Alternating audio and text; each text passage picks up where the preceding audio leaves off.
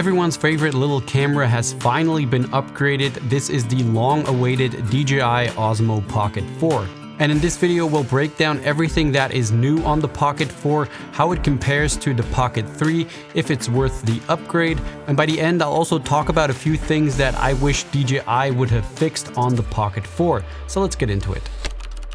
First things first, just having the Pocket 4 next to the Pocket 3, you can see it's a little bit bigger, it's also slightly fatter and about 11.5 grams heavier. The screen is now 1000 nits compared to the 700 nits on the Pocket 3, so it's a bit brighter, which can be really useful when you're out shooting in direct sunlight. But the biggest physical change you'll notice right away are these new buttons underneath the touchscreen. On the left, you've got a zoom toggle button. With a single tap, you can switch between 1x and 2x zoom, and with a double tap, you can switch to 4x zoom. So it's a lot quicker and user-friendly compared to zooming in and out on the Pocket 3. On the right side is a custom functions button, and when you press and hold this button, you get a settings menu where you can assign different actions to a single tap, double tap, or triple tap. I've got mine set up so that a single tap rotates the gimbal, double tap recenters it, and triple tap locks it.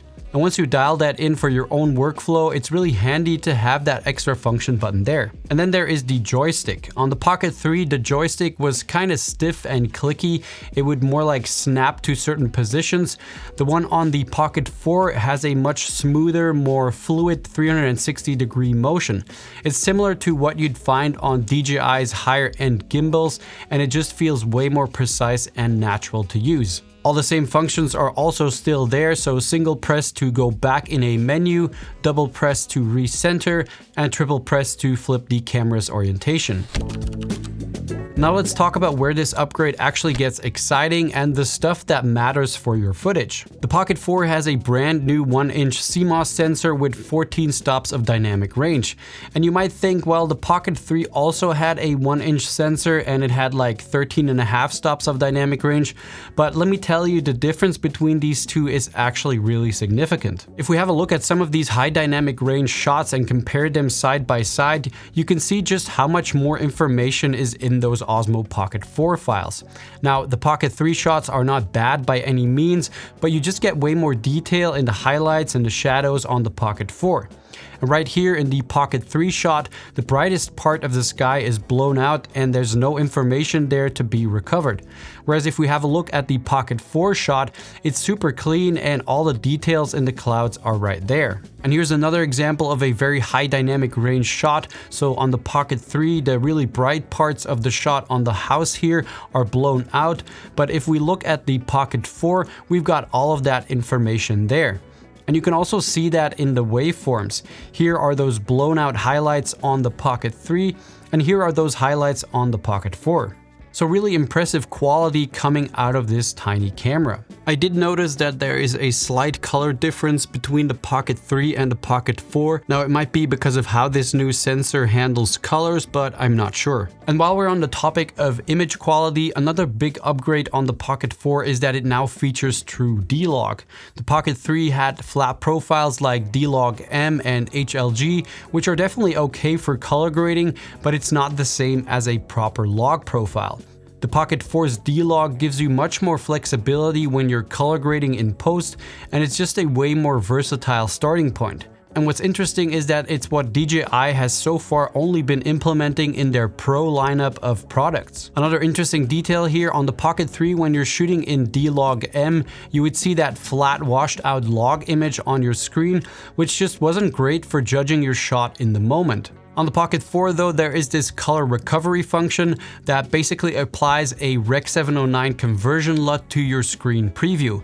So you're still recording in log, but your screen shows you something that is closer to a graded image, which is just a lot more enjoyable when you're shooting.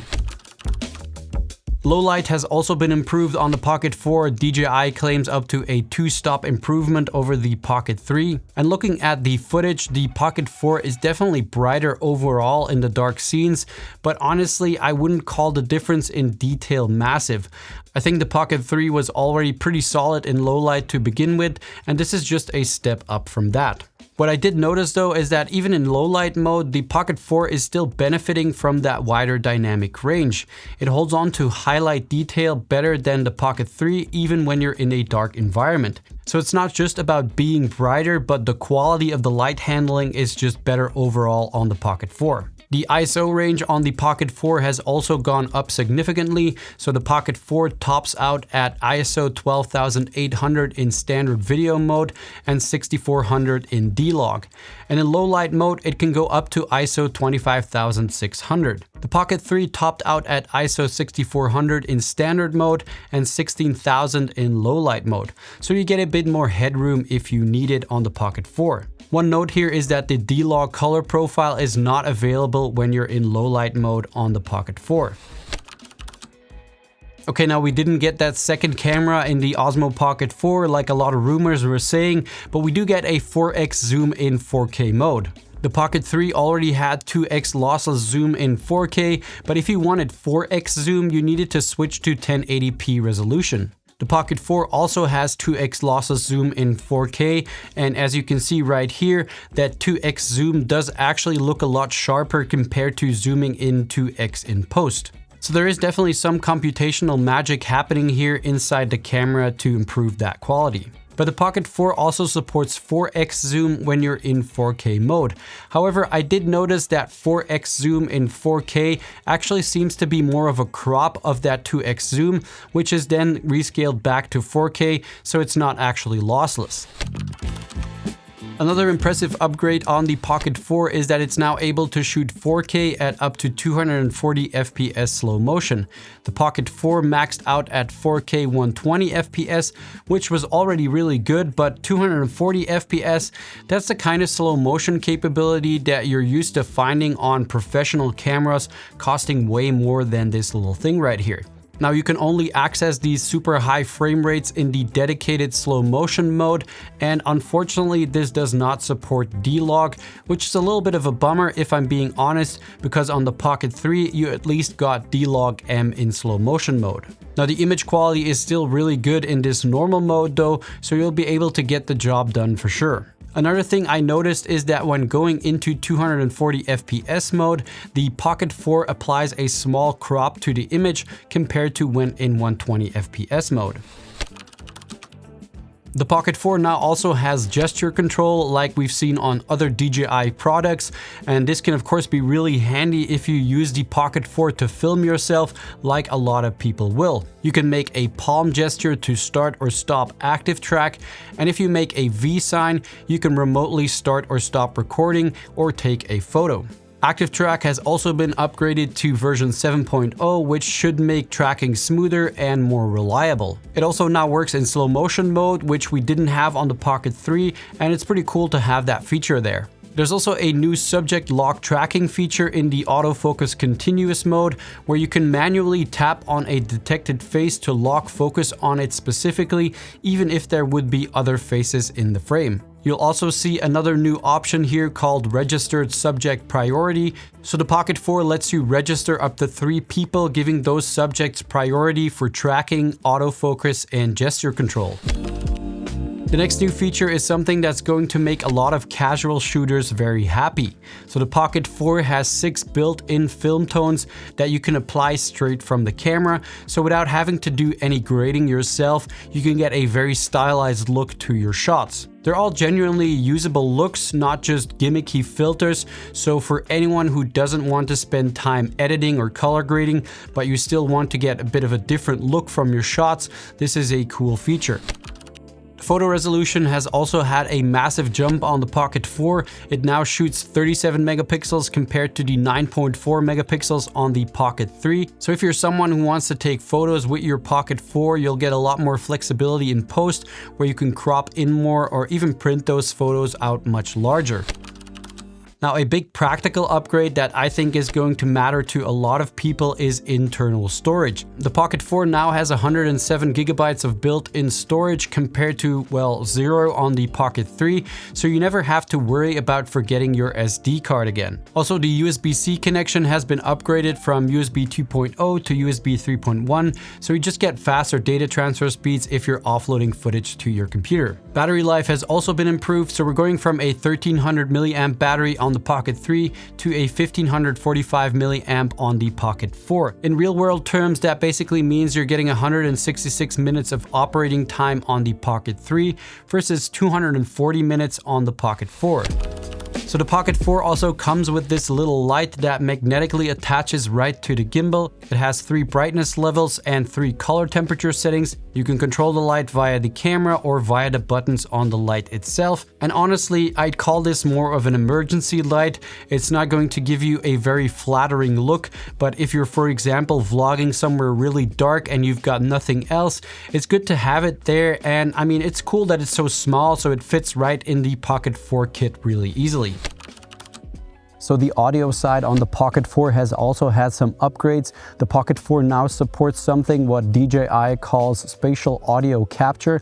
And what that means is that basically when you're recording audio, it will record it in a way that will feel a lot more immersive when you play it back through headphones. And to see if there is a noticeable difference between the Pocket 4 and the Pocket 3, I'm actually recording this on both of them, each with a mic mini connected. So let's see if there is a difference. There's also something called audio zoom, which basically adjusts the audio levels as you zoom in or out. So for example, as you zoom in, the audio levels will go up, and as you zoom out, the audio will go down again. And if you've got 2 Mic 2s, 2 Mic Minis, or 2 Mic 3s connected to the Osmo Pocket 4, you actually get a 4-channel audio output. So you get 2 microphones, plus you get the internal stereo audio all as separate channels. And real quick, if you're going for the creator combo, you really get everything you could possibly need to start filming with this camera, which is honestly a lot of stuff. A carrying pouch, a carrying bag, and of course the Osmo Pocket 4 itself, a gimbal clamp, which we will talk about in just a second, a DJI Mic 3 transmitter with all its accessories, the fill light, a wide angle lens, an expansion adapter, a battery handle, a mini tripod, and a wrist strap. And that's a very solid package, especially with that Mic 3 included. So like I said in the beginning, I feel like there are still a few things missing or small upgrades that I would have loved to see on the Pocket 4. So the Pocket 3 had one major complaint that kept coming up, which was durability. That little camera on the gimbal is pretty fragile, so if you would drop it at the wrong angle, it's highly likely that it's going to break. And DJI hasn't really addressed that with the Pocket 4. It's basically the exact same design. There's also still no kind of weather sealing on the Pocket 4, and for a camera that's primarily a vlogging camera with people using it to shoot pretty much in every possible scenario, I feel like this is a bit of a missing feature. And then there is the new gimbal clamp. So the Pocket 4 comes with this minimal clamp instead of the case that came with the Pocket 3, and honestly, I actually preferred the old case. That thing protected your screen, you could store a filter and a wide angle lens in there, and it made the whole thing feel a lot more protected when you have it in your pocket. The new clamp personally feels like a step backwards, especially if you're just taking the Pocket 4 in your pocket or backpack without the carrying bag. And lastly, this is a small but kind of annoying thing, is when you've got the wide angle lens attached, the camera can't fully rotate into its locked position. And this was already a problem on the Pocket 3 too, and unfortunately it hasn't been fixed here on the Pocket 4. Alright, so where does that leave us? Well, if you don't already have an Osmo Pocket 3 and you're looking for a pocket camera for vlogging or day-to-day shooting, just something that's quick and easy to take around, then this is without doubt the best bang for your buck, and I would say the best pocket vlogging camera you could possibly buy. But if you're coming from the Pocket 3 and thinking of upgrading, I think it's a bit more nuanced. The image quality improvements are substantial for sure. That's probably the thing that blew me away the most on the Pocket 4. And also having true D-Log is a major upgrade, making this camera a lot more professional from a post-production perspective. 4K 240 FPS slow motion is definitely impressive, but I guess it's a question of do you really need that? I personally don't shoot a lot of slow motion, and if any, 120 FPS is more than enough for me. The built-in storage and the improved battery life are also nice little upgrades. But besides that, it's not a revolutionary leap. Now, don't get me wrong, I think the Pocket 4 is a very solid and meaningful upgrade, just not in the way that some of us were expecting, I think. DJI didn't just reinvent their best-selling product here. So I would say if image quality matters to you, the upgrade is worth it. If your Pocket 3 footage is already working for your needs, I guess you could probably hold off a bit. Anyway, let me know in the comments what you think of the Pocket 4, and if you're going to be upgrading from the Pocket 3, I would love to know your thoughts. Alright, that's it for this one. Thanks a lot for watching, and I'll see you guys in the next one. Bye!